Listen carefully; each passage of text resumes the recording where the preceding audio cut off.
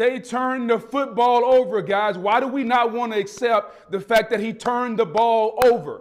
Understand this. You can't turn the ball over in games like this. It's okay to criticize Lamar Jackson. I think you guys have a hard time criticizing him and saying, hey, you're the MVP. You were the best player on the field yesterday, but you still made mistakes.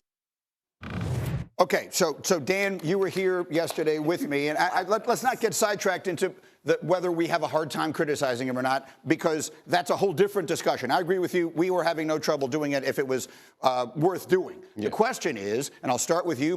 You love the Ravens. I know your son was devastated by the loss of the Ravens. How much blame is reasonable to place at the feet of the quarterback for what happened on Sunday? I mean, he definitely deserves some of the blame. I don't know how we break it up percentage-wise, but the first half was tough, and he took a bunch of the blame. The fact of the matter is Lamar Jackson is on a Hall of Fame trajectory, and players like that are going to be judged by their postseason accomplishments. Yeah. And so whether we put any blame on him or not, doesn't really matter. His career is going to be defined by this. So 20 years from now, 100 years from now, we're going to still be talking about Lamar Jackson, and he's going to get all the blame. No one's going to break down in this game like, Mark Andrews should have done this, Mark Andrews should have done that. 100 years from now, 20 years from now, we're going to be like, Lamar Jackson has this many Super Bowls. And so whether it's blame or responsibility, none of it matters. It's going to fall on the quarterback. That's how it goes. And so I agree with Booger. He deserves some blame for those turnovers, but frankly, he's going to carry it. And I think that might be part of the reason why people are hesitant and want to dissect the game now, because it feels kind of boring to be like, hey, it's all the quarterback's fault. That's how it ends up. Those are the names that we remember, and those are guys who have to carry the responsibility. Jeff? I totally agree. I think what Nick is saying is true. You as the quarterback, you get the MVP because the ball is in your hand all the time. Well, guess what? You drop it, you throw a pick, whoever's fault it is, whether it's the wrong route, whether it's a drop, whether it's you carry that. So if you're going to get the $50 million a year and get all the accolades and get all those things, you got to get the criticism as well. Do I lay all of it at the feet of Lamar Jackson? Absolutely not. But he'll carry his fair share. Again, if you look at this, I'll tell you this about this game, because I have one of these in my life. This will haunt that team forever. But this is the New Orleans Saints Super Bowl for us. You beat them in every phase of the game, and you still lose. It's devastating, right? Because the turnovers matter. And Booger said it best. I don't care how good you do all the other things. You don't protect the football in big games, you lose those games. That's just how it works in the NFL, and it's a sad state, but it's where it is. It was a game you had to play from ahead on the road against a team that is not making any mistakes right now. Yep. Right? The Ravens turned the ball over 11 times in the regular season. There are only 2 teams that turned it over fewer times, and one of them was Buffalo. That's right. So you couldn't turn it over. And here's a guy that threw 4 interceptions all year, and we've heard the case made that none of the 4 were his fault, and that holds up. But now, and these 2 were. and they happened at a critical time in the game when, maybe not the interception, maybe the receiver slowed down. But Lamar owned it afterwards, and the fumble was obviously just recklessness. But the fact of the matter is that did it. Yes, he almost brought them back. Yes, they could have tied the game at the end, but the hole was created, at least in part, by his mistakes, and they're the kind of mistakes that we don't see him make in a regular season. Right. So it's completely fair to say about this player, this wonderful player, this all-time great player, why isn't he the same guy in the postseason as he is in the regular season? That's a fair question at this point in his career. Yeah, so before we get to tape, you played with a guy that earned the right to only get judged by how he does in January and February. It's a small group. Sure. Lamar has earned the right, the burden, to be in that group. The second thing is, we can be critical of him without celebrating his failure. Candidly, it's tough to just dunk on him because he's dying inside over it as well. Lamar has literally said to me in his words, I have to win a Super Bowl. It's the only thing left for me. In regards to the turnovers, this is why the context of how they happen matters more than the stat line or the box score of it. The interception, this is why the team game part of this is such a big deal. One, and this is not to kill any other player, but I'd say, Derek, you can make a better block because Milano beats you. That forces the decision to happen faster for the quarterback. He's judging, does he go high or flat on the route? He throws it high. It's not a great throw. Does it become an interception if the block's made better? Probably not. And then this is the fumble. I would love to see on this RPO a better snap because if it's a better snap, Right. The back's probably hitting his head on the goalpost. Now you, yes, want Lamar to not give the ball away. Dom, we were just talking about it. We've seen Lamar do that against the Bengals twice this year against the Giants, where he makes absolutely something out of nothing. So they matter, yes, but it's not like Lamar just took the ball and made something stupid happen by himself. Okay, I'm going to do something here. Our producer is Eric. Eric, I'm going to pause on this thought. We have to stay with this. So whatever it is we were planning on doing next, we're not doing it because I have not yet gotten a chance to tell you why we have not yet said the most important thing that needs to be said about Lamar Jackson in this context before we go any farther. So we'll do that coming up. There were 106 players who dressed for the game on Sunday night. Which one played the best? I would answer Lamar Jackson did. And if you were the best player on the field, I would answer Lamar Jackson was the best player on the field Sunday night. And if you were the best player on the field, I have a very hard time blaming you for losing the game.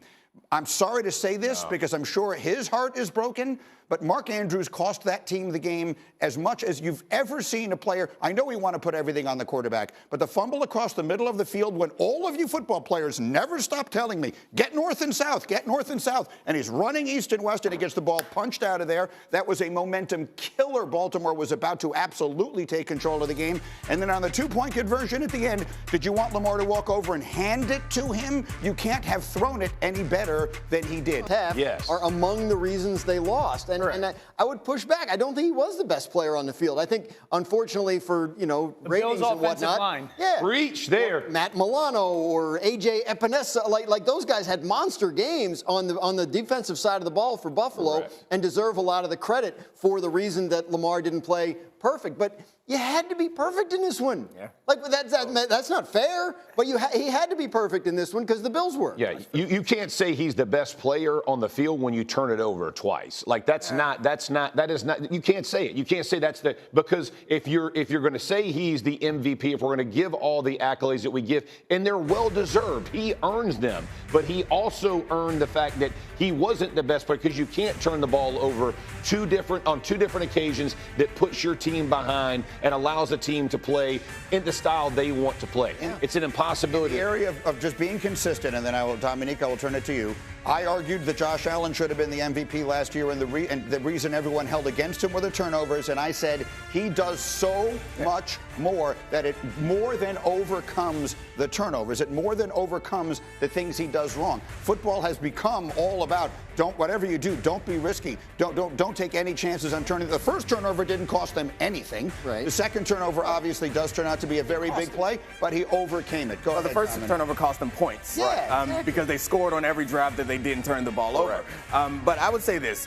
We don't have to get in an argument of who's a better player, Matt Milano or Lamar Jackson. Like, I think the obvious answer is Lamar Jackson. And there's a difference between blaming somebody for the loss and giving them some responsibility for the things that they went wrong, that went wrong. So, like, Lamar Jackson can both be the best player in that game and be partially the father of this loss because those turnovers happened. We can't act like they didn't happen. I understand in the second half he played almost flawless football. But the problem is we've grown accustomed to seeing Lamar Jackson play actual flawless football. And this team needed that from him Sunday, and it didn't happen.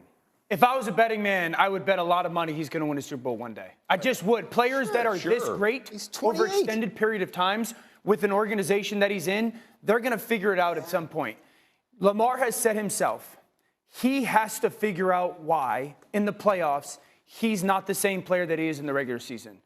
8 playoff games, 4 of them he's had multi-turnover games. He didn't have a single multi-turnover game this season. The last time he did was the AFC title game last year. The only time he did this year was this past weekend.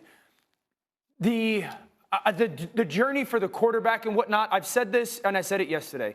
Patrick has gone through an unbelievable development and journey of I'm great and I'm great when it matters the most. Josh Allen is in the middle of his. I'm great. I'm great when it matters the most. That's the next step for Lamar. He can be great. He can be great while also realizing to take that next step of being that champion, he's going to have to go through the same one that those two players have. The genius of the great postseason achievers in sports is not that they elevate in those spots, is that they stay the same in those spots when everyone else freaks out. And they mitigate the risk a little bit. I make this point all the time, having covered Derek Jeter, like a great postseason baseball player, because he treated those games exactly. He was exactly the same dude. He never got. And Lamar has said this publicly that he has had an issue of getting too amped up for games. I don't know if that was the case on Sunday. Didn't seem like it to the extent that it has in the past. But there were those couple of moments that ended up costly. And you're absolutely right. Josh Allen right now is in that zone, 100%, where he is playing each and every one of these games just like he would have played it in September. Playing with Peyton for as long as I did, I understand your point of how good these guys are, a Hall of Fame trajectory of his career, all of those things. But at the end of the day, it is about winning Super Bowls, and not just Super Bowl. This is a divisional game, y'all. We're not even close yet. Like everybody thinks this isn't even really close yet, right? Like some teams didn't play until this week, so it's not. The Ravens as a team lose games they shouldn't lose, and the way they lost this one is another example of that. It doesn't matter about the stats, how good they looked at different times. They gave this game away, and it's going to haunt. Right, and they did give it away as a team. And I think what's hard for some people to watch in this game is in the second half, Lamar played played well enough to overcome the issues. You feel robbed. And this is why Greeny ends up at the point is pointing to Mark Andrews, and I see it. Understand it. It's fair because Lamar did everything that we said that we're still saying he can't be great in the most important yard drive down should have been like the end of that chapter of his entire career. And so like he's done it. It feels like he put those ghosts behind him, and we all remember in '95 when they took the monkey off of Steve Young's back. It felt like we were gonna get that. Right. Yeah. And then we didn't. Yeah. Through no fault of Lamar's, but I guess that's the point. It's let me say this the too. issues that Lamar had earlier. We ain't giving the Bills enough right here too.